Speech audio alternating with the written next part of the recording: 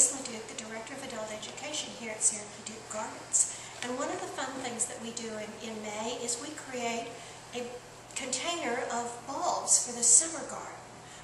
We always do in the fall the spring bulb gardens, but summer tends to get left out a little bit, and it's always wonderful to have that spot of color in the garden when maybe the spring is gone and the summer perennials and things haven't come into being yet.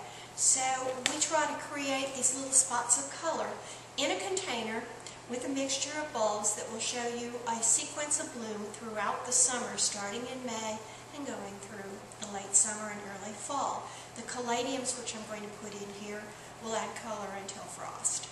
So one of my big specimen bulbs that I'll put in a container like this is the spider lily, which this isn't the hurricane or the spider lily that blooms in August. This is the earlier one that's from the river bottoms and areas in the south. It's Hymera callus.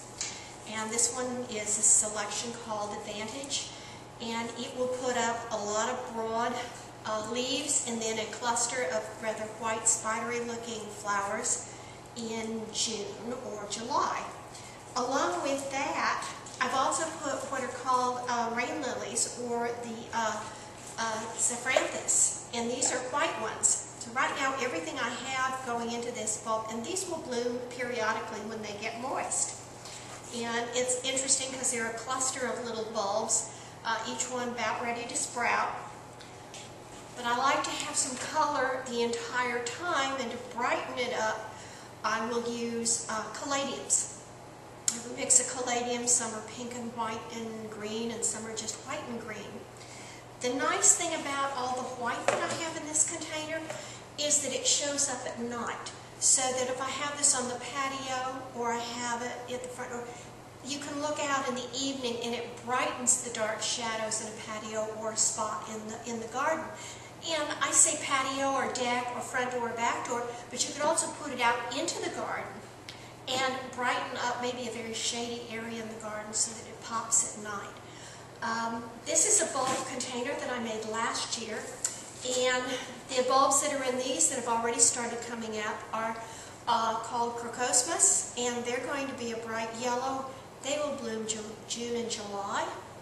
And there's also down in here a spider lily, which is not emerged yet. And the caladiums, they should be coming fairly soon, in another month.